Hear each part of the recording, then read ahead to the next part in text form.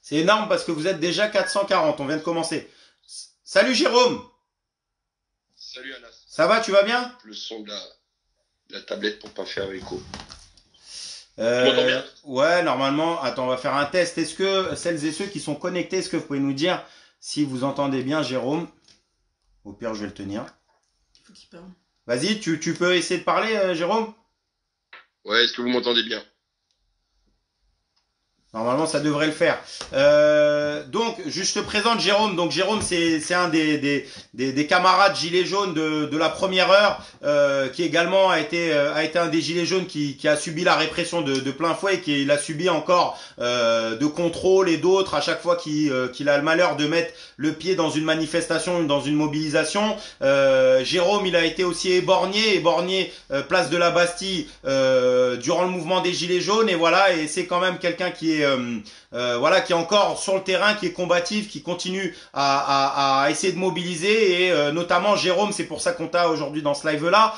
Est-ce que tu peux nous expliquer l'initiative que vous avez lancée en fait, d'où ça vient et le pourquoi du comment vous avez lancé cette initiative, cet appel de certaines figures du mouvement des Gilets jaunes? Il y avait toi, il y avait Eric Drouet, Priscilla, Fly Rider. Est-ce que tu peux nous expliquer c'était quoi le but et pourquoi vous l'avez fait? Bah, quelque part, c'est bon, déjà bonsoir à tous, parce que j'ai pas dit bonsoir, et merci pour la présentation, c'est gentil Anas. Comment dire, c'est la traduction quelque part du ventre du mouvement des Gilets jaunes, qui était quand même quelque part depuis longtemps pour la grève et pour le blocage, pour être parce qu'on a bien compris que c'était la seule façon, à défaut de pouvoir marcher tous les samedis, de pouvoir bloquer le pays. Donc ça rejoignait quelque part la méthodologie et l'idée de l'ensemble des Gilets jaunes. Derrière, tu as eu l'ADA, l'Assemblée des Assemblées, qui est un groupement de Gilets jaunes et des référents ronds-points qui sont mandatés pour aller discuter là-bas, qui ont pris parti pour lancer un appel, en tout cas à ceux qui l'entendent, de rejoindre les manifestations du 5 décembre. Maintenant, à titre personnel et comme beaucoup d'autres aussi, on est tous concernés par ce qui se passe en termes de réforme des retraites. Nous gilets jaunes, qui pour la majeure partie sont des travailleurs du privé, à qui il ne reste déjà que quelques miettes sur une retraite, une éventuelle retraite qu'on pourrait toucher à la fin d'une carrière, et ben on va encore nous les bouffer, tu vois. Donc on s'inscrit complètement dans les revendications qu'on peut avoir discuter, proposer tout au long de l'année. On s'inscrit totalement dans cette idée de contrer cette réforme de retraite, parce que à défaut de se battre pour le présent aujourd'hui, pour le mieux vivre aujourd'hui, il faut aussi penser un tant soit peu à l'avenir et pas se le faire bouffer non plus. Donc toi, tu comprends en fait la question de la réforme des retraites non pas comme une bataille corporatiste, non pas comme une bataille, j'ai envie de dire, uniquement de la SNCF ou de la RATP, mais ce que tu es en train de nous dire, c'est que les Gilets jaunes, en fait, ils sont conscients que cette réforme des retraites, elle va plus précariser, quoi. Après, à défaut de parler de gilets jaunes, on va essayer de remettre un petit peu le contexte. On va plutôt parler de citoyens qui portent un gilet jaune.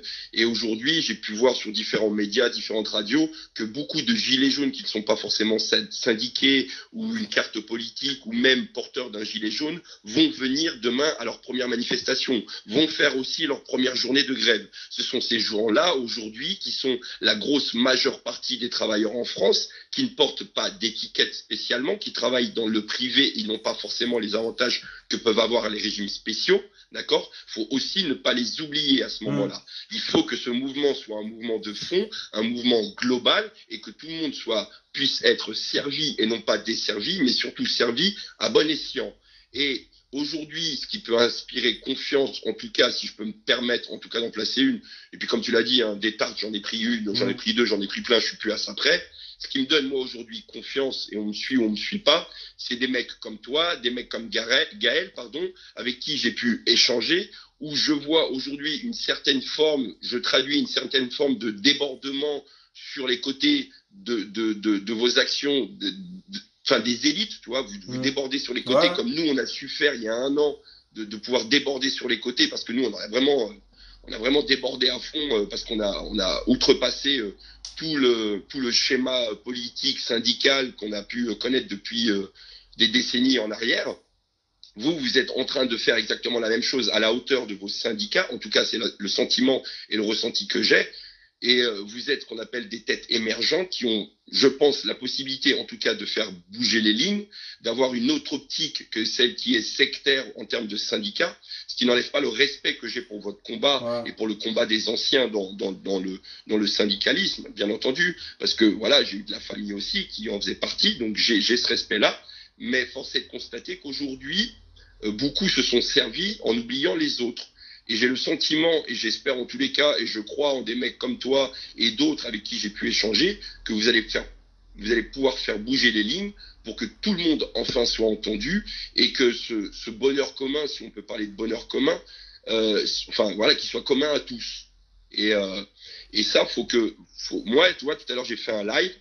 J'ai appelé les gilets jaunes à essayer d'emmener les citoyens qui n'ont pas d'étiquette, qui ne sont pas gilets jaunes, pour discuter avec eux, redorer l'image de ce porteur de gilets jaunes qui nous ont été mis sur la tête par les médias ou le gouvernement, et leur expliquer que voilà, on a des revendications, parce qu'on va aussi pour contrer cette réforme des retraites, mais on va aussi pour des revendications globales du mieux vivre, et celles-ci se doivent d'être aussi entendues. Juste Jérôme pour interagir avec toi, enfin déjà on a plus de 100 personnes qui se sont connectées depuis le début, donc moi je m'appelle Anas Kazib, on est aujourd'hui en live sur Révolution Permanente justement pour faire un focus, pour donner la parole à toutes celles et ceux qui vont se mobiliser à partir du 5 décembre et d'essayer de sortir de cette vision où ce ne serait qu'une bataille pour des régimes spéciaux, ce serait qu'une bataille des cheminots et de la RATP, d'essayer de montrer que justement cette colère sociale elle est profonde et qu'elle est partout, elle est dans tous les pans de la société, qu'on soit du secteur public, du privé, qu'on soit chômeur ou retraité.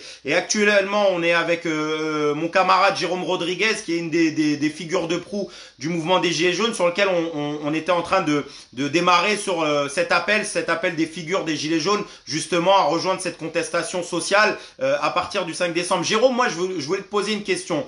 C'est quoi le bilan que toi tu tires? Tu sais, parce que moi j'ai fait partie de celles et ceux qui ont appelé très rapidement au mouvement des Gilets jaunes, notamment le 24 novembre, le 1er décembre, on avait fait même avec le comité Adama, ce qu'on a appelé le pôle Saint-Lazare. En fait, c'était de réunir l'ensemble de la gauche, on va dire politique, associative et syndicale, à rejoindre le mouvement des Gilets jaunes quand les gens ils se pinçaient le nez et ils disaient ouais c'est des beaufs ou bien c'est des fachos. Ou nous on a dit non ce sont des prolétaires, ce sont des personnes en galère.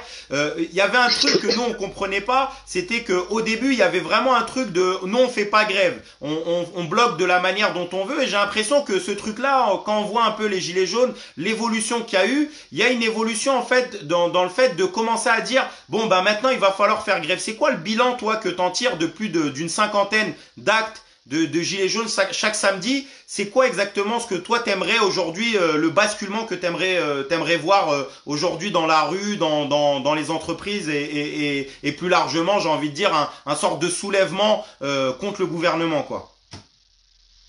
Écoute, tonton, à défaut de parler de révolution, chose qu'on a peut-être essayé de faire chaque samedi et qui a peut-être pas forcément fonctionné non pas par un manque de volonté peut-être, mais surtout par une énorme répression et énormément de victimes, t'en parles à une, tu l'as dit tout à l'heure, ça a été très compliqué.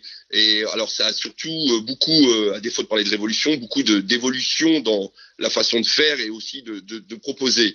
Maintenant, si basculement il doit y avoir, il faut que le basculement il soit commun et que tout le monde adhère à ce basculement. Et force est de constater que depuis un an, ça a été compliqué. La majeure partie du travail, c'est de pouvoir convaincre l'ensemble de l'opinion publique que le combat qu'on mène, il est juste. Et s'il n'aurait pas été juste, on n'en aurait pas pris plein la gueule comme on a pu prendre. T'as trouvé que les directions syndicales, elles ont pas joué le jeu d'essayer de vous rejoindre? Bah, je sais qu'au début, tu sais, il y avait le fameux 5 février, etc. Il y a eu le 1er mai. Et c'est quoi? Parce que moi, j'entends et on partage ce combat contre la bureaucratie syndicale de manière générale. Il faut voir les choses en 2 points. En tout cas, selon moi, c'est que tu as les syndicats. Les syndicats, pour te donner une image, ça représente le monsieur à moustache Martinez, d'accord? Et puis tu as les syndiqués, d'accord? Ouais. C'est-à-dire la base, ceux qui sont venus tous les samedis marcher, d'accord? Avec un gilet jaune ou pas, avec un gilet jaune avec leur blason de leur syndicat ou pas, ils sont venus marcher.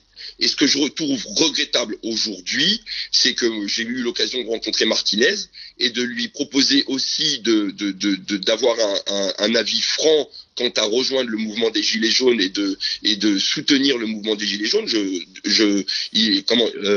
Comment te dire, pour crédibiliser et donner de l'importance à tous ceux syndiqués qui ont marché tous les samedis eux aussi et donner aussi de la crédibilité à ce combat-là qu'ils ont mené pendant 1 an.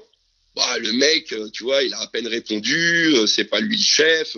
Attention, j'ai rien contre ce monsieur, personnellement parlant. Je forçais de constater qu'aujourd'hui, quand tu lui dis c'est vous le patron, il te dit non, c'est pas moi le patron. Donc, à vous de reprendre les rênes, vous syndiqués, ceux qui ont su faire bouger les lignes aujourd'hui, parce que c'est pareil dans les médias, quand on les syndicats, personne ne dit aujourd'hui à Anas, et tu fais partie de ceux-là, avec d'autres qui n'ont pas forcément d'étiquette que je connais et qui marchent tous les samedis avec l'ensemble des Gilets jaunes, à la genèse de ce mouvement de grève, à l'origine de ce mouvement de grève. À un moment donné, moi j'aime bien rendre à César ce qui appartient à César. C'est pas monsieur Martinez qui les a poussés dans la rue. Tout le monde sait que depuis 2 mois, tout est déjà négocié pour sortir de la crise et accepter la réforme en douceur et nous mettre une fois de plus la pastille. Force est de constater que si on nous la met une fois de plus aujourd'hui, c'est bon, on rentre à la maison, on se tait et on sera des esclaves toute notre vie et nos gamins et les gamins de nos gamins. D'accord ? Donc à vous aujourd'hui de continuer ce travail de faire bouger les lignes, de faire trembler les hauteurs pour pouvoir reprendre le contrôle et s'intéresser à l'ensemble des syndiqués et non syndiqués et repartir sur des bonnes bases. S'il faut refaire un 36, on sait, à chaque fois on parle de la Révolution française, on parle de 36, on parle de 68, on parle de 95, mais au final on n'a jamais fini le boulot. Donc si basculement il doit y avoir, il faut finir le taf. Juste, je fais la transition avec ce que tu as dit, Jérôme. Et effectivement, la suite pour nous, c'est pas la journée du 5. Ça fait des semaines et des semaines partout. On essaye de tourner, on sacrifie le temps en famille. On essaye de faire énormément de choses pour que cette journée, elle ait une réussite. Mais nous, on sait très bien que la journée de 24 heures, elle n'est pas suffisante. Et c'est pour ça que notre but aujourd'hui, c'est de faire en sorte que cette reconductible qui est annoncée dans un certain nombre de secteurs, en fait, elle soit partout. Et c'est vrai que pour l'heure, la Confédération CGT, Martinez en l'occurrence, il n'appelle à rien d'autre que à la journée du 5. Et nous, on souhaiterait en tout cas que les confédérations, l'ensemble des confédérations syndicales, elles se positionnent sur la question de la reconductible. Après, sur la trahison, tu sais ma position et la position de camarades comme Gaël, c'est l'auto-organisation à la base. C'est-à-dire que pour nous, moi, quand je me suis engagé dans le syndicalisme, c'est pour que le syndicalisme, ça soit un outil pour les travailleurs, en fait. C'est aux travailleurs de se saisir, en fait, de ça. Et moi, ce que je prône, c'est que demain, à 9h du matin dans mon assemblée générale, moi j'aurai un gilet orange de la SNCF et je serai un gréviste comme les autres. Et j'ai pas un mot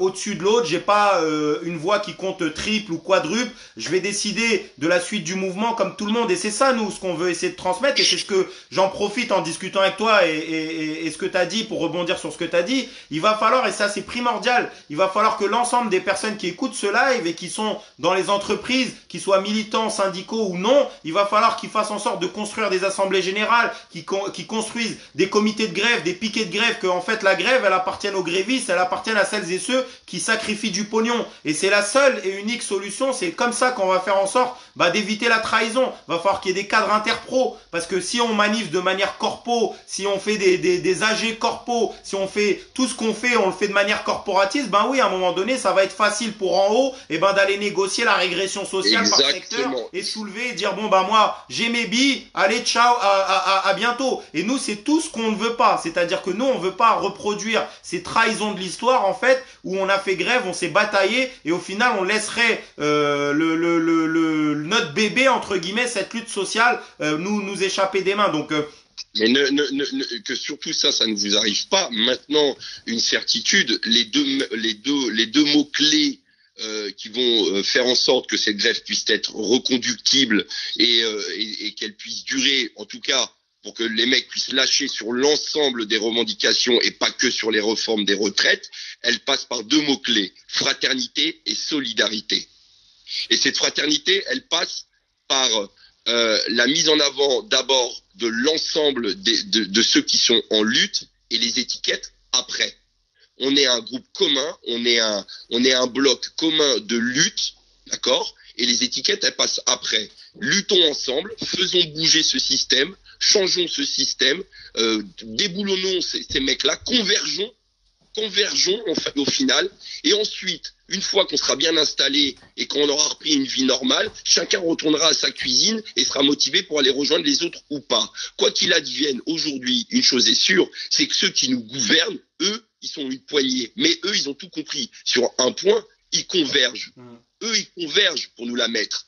À nous de converger, parce que on est des millions, on est même des milliards aujourd'hui. Si on converge ensemble, c'est nous qui allons la mettre à eux. Donc, et c'est ça le maître mot, fraternité et solidarité. Aujourd'hui, t'es un rouge, t'es un vert, t'es un jaune, t'as un stylo rouge, t'as pas de stylo. Enfin bref, ce que tu veux, marchons main dans la main pour pouvoir ébranler ce système. Il n'y a que comme ça qu'on va réussir. Et c'est pour ça que je parle à tout le monde, moi.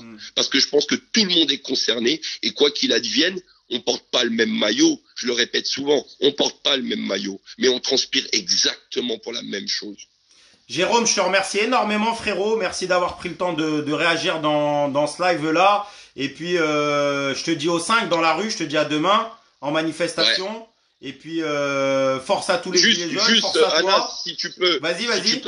Si tu peux rassurer l'ensemble des copains gilets jaunes avec des espèces de rumeurs que la CGT dit qu'on n'est pas les bienvenus et compagnie, on est d'accord que tout ça, ce sont des rumeurs de merde qui font que mettre en place de la peur et empêcher les gens de venir manifester. C'est de diviser pour mieux régner. C'est comme d'annoncer qu'il y aura de la casse et on est obligé de rassurer des personnes de venir en manifestation parce que voilà, le préfet l'allemand, il a dit qu'il est pas dans notre camp, il est dans le camp d'en face, d'accord? Il est dans le camp de la bourgeoisie. Donc il sait qui il défend et il sait pourquoi il éborgne les gens. Faire éborgner une personne malheureusement pour pouvoir faire en sorte qu'il y en ait 10 000 qui ne viennent plus lutter, qui ne viennent plus manifester. Et malheureusement, parfois, dans la bureaucratie syndicale, on essaie de diviser, on essaie de faire croire que les luttes elles convergent pas. Moi je le dis, l'ensemble de celles et ceux qui ont été gilets jaunes, celles et ceux qui sont encore gilets jaunes, toutes celles et ceux qui soient syndiqués ou non syndiqués, faut qu'ils viennent massivement demain en manifestation, que ça soit en région parisienne ou en province, parce qu'il va y avoir aussi plein de manifestations